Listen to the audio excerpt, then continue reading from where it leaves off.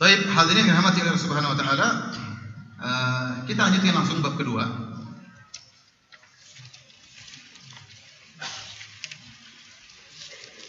Bab kedua, keistimewaan tauhid dan dosa-dosa yang diampuni karenanya. Keistimewaan tauhid sangatlah banyak. Masuk surga, dapat syafaat dari Nabi sallallahu alaihi wasallam, ditingkatkan derajatnya di surga, ya. Kemudian di antara keistimewaan tauhid adalah mengampuni dosa-dosa. Orang yang bertauhid dosanya bisa diampuni. Namun Syekh Muhammad bin Abdul Wahhab rahimahullahu taala, beliau mengkhususkan penyebutan keistimewaan tauhid dan tauhid bisa menghapuskan dosa-dosa. Padahal keistimewaan tauhid banyak. Tapi beliau hanya menyebutkan satu poin, bahwasanya tauhid bisa menghapuskan dosa-dosa. Karena ini poin yang sangat penting. Oleh karenanya dalam Al-Quran banyak Allah janjikan orang berbuat soleh bil maghfirah. Innal ladzina yakhshawna rabbahum bil ghaibi lahum maghfirah. Sungguhnya orang-orang yang takut kepada Allah tatkala bersendirian, tidak ada yang lihat, bagi mereka ampunan. Seperti orang yang berpuasa, man shoma ramadhana imanan wa ihtisaban. Man shoma ramadhana imanan wa ihtisaban, ghufira lahu ma taqaddama min dhanbi. Barang siapa yang berpuasa dengan penuh keimanan dan ketakwaan, diampuni dosa-dosanya yang telah lalu. Man qama lailatal qadri imanan wa ihtisaban, ghufira lahu ma taqaddama min dhanbi. Barang siapa yang beribadah tatkala malam Lailatul Qadar dengan penuh keimanan dan berharap, akan diampuni dosa-dosa yang telah lalu. Dan banyak, ya, seperti haji, man hajja wa lam yarfuth wa lam yafsuq raja'a min dunubi ka yaumin waladathu ummuhu. Barang siapa yang berhaji, hajinya mabrur, tidak melakukan kemungkaran, tidak melakukan kemaksiatan, akan bersih dari dosa-dosanya seperti dilahirkan dari perut ibunya. Jadi ampunan atas dosa-dosa adalah suatu yang sangat istimewa bagi kita. Oleh karenanya banyak sekali dalam Al-Quran maupun hadis-hadis yang menjanjikan ampunan bagi orang yang beribadah kepada Allah Subhanahu wa taala. Puasa, haji, salat dan yang lainnya.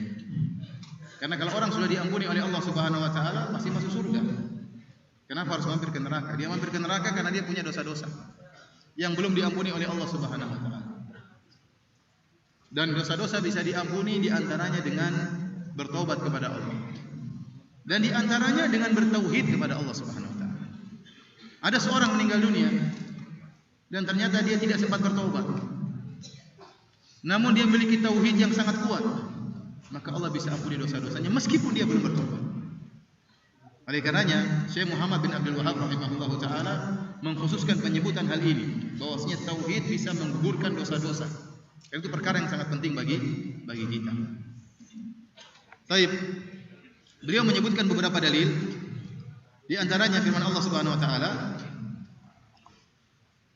"Walladzina amanu wa lam yalbisu imanahum bidzulmin ulaika lahumul amnu wa hum muhtadun." Dalam surat Al-An'am ayat 82. Yaitu orang-orang yang beriman dan tidak mencampurkan keimanannya dengan kezaliman. Kezaliman ini maksudnya kesyirikan. Ulaika lahumul amnu, bagi mereka keamanan, wa hum muhtadun, dan mereka mendapatkan petunjuk dari Allah Subhanahu wa taala. Tatkala turun ayat ini, sebagian sahabat bertanya kepada Nabi, karena Allah mengatakan barang siapa yang beriman dan tidak mencampurkan keimanannya dengan kezaliman. Maka para sahabat menyangka kezaliman di sini berdasarkan kaidah bahasa Arab mencakup segala bentuk kezaliman. Berbuat zalim kepada diri sendiri dengan bermaksiat, berbuat zalim kepada orang lain, dan juga berbuat kesyirikan kepada Allah Subhanahu wa taala. Maka sahabat berkata, "Ayyuna la yadhlim nafsahu?" Ya Rasulullah, siapa di antara kita yang tidak pernah bermaksiat, menzalimi dirinya sendiri? Maka Rasulullah SAW mengatakan, "Laisa kama tadhhabuna ilaih." Bukan seperti itu, seperti yang kalian sangkakan.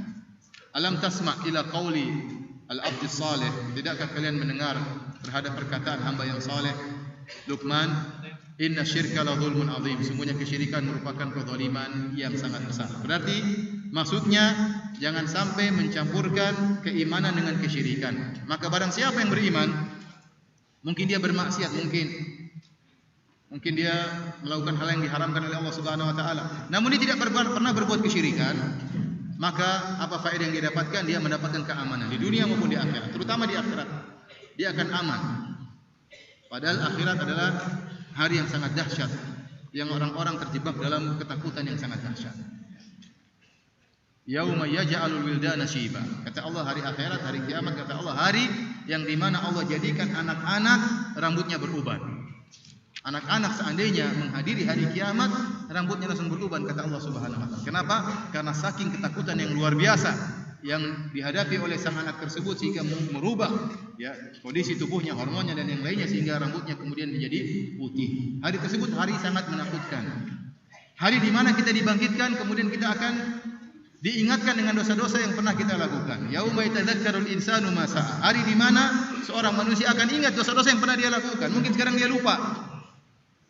Tapi Allah akan menghisap dia. Allah akan ingatkan dia tentang dosa-dosanya. Sehingga setiap orang akan ketakutan pada hari tersebut. Ternyata ada orang-orang yang aman, dia tidak takut. Allah berikan keamanan. Siapa mereka? Orang-orang yang bertauhid, tidak pernah berbuat syirik. Tidak berbuat syirik kepada Allah Subhanahu wa taala. Kata Allah, "Ulaika lahumul amnu," bagi mereka keamanan. Wa hum muhtadun, dan mereka mendapatkan petunjuk dari Allah Subhanahu wa taala. Kita lanjutkan hadis berikutnya. Man syahida an la ilaha illallah wahdahu la syarikalah. Kata Nabi sallallahu alaihi wasallam dalam hadis Ubadah bin Samit, barang siapa yang bersaksi bahwasanya tidak ada sembahan yang berhak disembah kecuali Allah semata, wa anna Muhammadan abduhu wa rasuluh, dan bahwasanya Muhammad adalah hambanya dan rasulnya, wa anna Isa abdullahi wa rasuluh, dan bahwasanya Nabi Isa adalah hamba Allah dan rasulnya, wa kalimatu alqaha ila Maryam, dan Nabi Isa adalah kalimat yang Allah lemparkan kepada Maryam. Allah mengatakan kun, kalimat kun maksudnya jadi maka jadilah, maka muncullah janin Isa dalam rahim Maryam. Wa ruhum minhu, dan Nabi Isa adalah ruh dari ruh-ruh yang Allah ciptakan. Wal jannata haqqun, dan bersaksi bahwa surga itu ada. Wan naru haqqun, dan neraka itu ada. Adkhalahullahu al-jannata ala ma kana minal amal. Allah akan masukkan dia dalam surga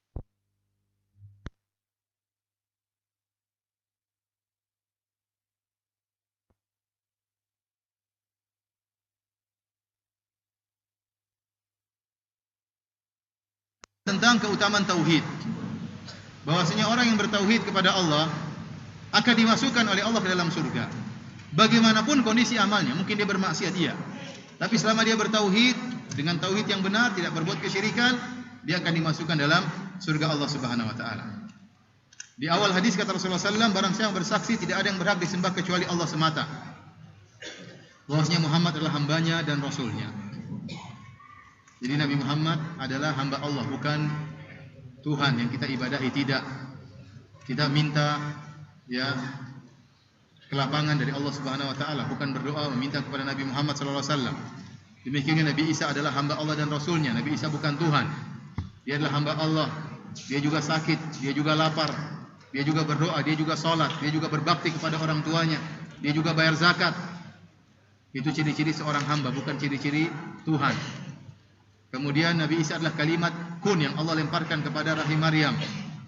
Kemudian surga itu benar adanya, neraka itu benar adanya, maka Allah akan masukkan dia dalam surga bagaimanapun amalannya. Kita lanjutkan para hadirin yang dirahmati Allah Subhanahu wa taala. Hadis berikutnya Rasulullah SAW bersabda, "Fa inna Allah harrama 'alan nari man qala la ilaha illallah yabtaghi bidzalika wajha Allah." Sungguhnya Allah mengharamkan neraka jahanam bagi orang yang mengucapkan la ilaha illallah dan dia mengharap wajah Allah Subhanahu wa taala. Ini dalil tentang la ilaha illallah sangat bermanfaat bagi orang yang mengucapkannya ikhlas karena Allah. Barang siapa mengucapnya ikhlas karena Allah, maka Allah akan haramkan surga baginya. Ini menunjukkan tidak semua orang mengucapkan la ilaha illallah ya, maka kemudian bermanfaat.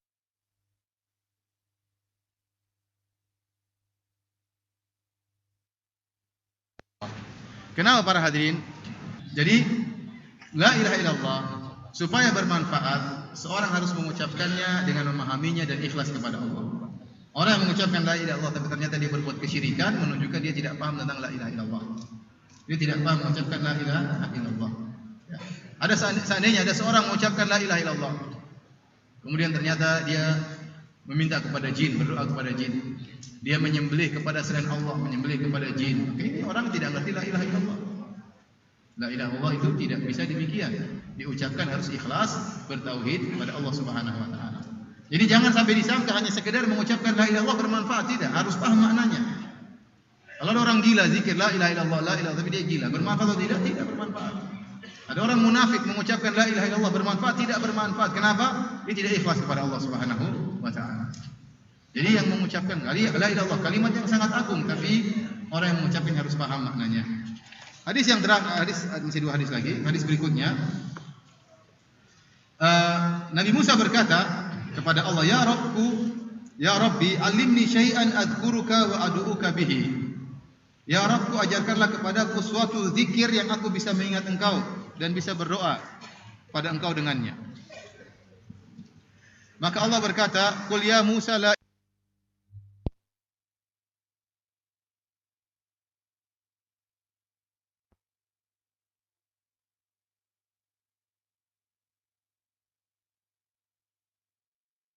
Nabi Musa ingin meminta zikir yang khusus yang orang lain tidak tahu, khusus buat dia. Ternyata Allah menjelaskan tidak ada zikir yang khusus yang lebih afdal daripada la ilaha illallah. La ilaha illallah adalah kali zikir yang paling afdal.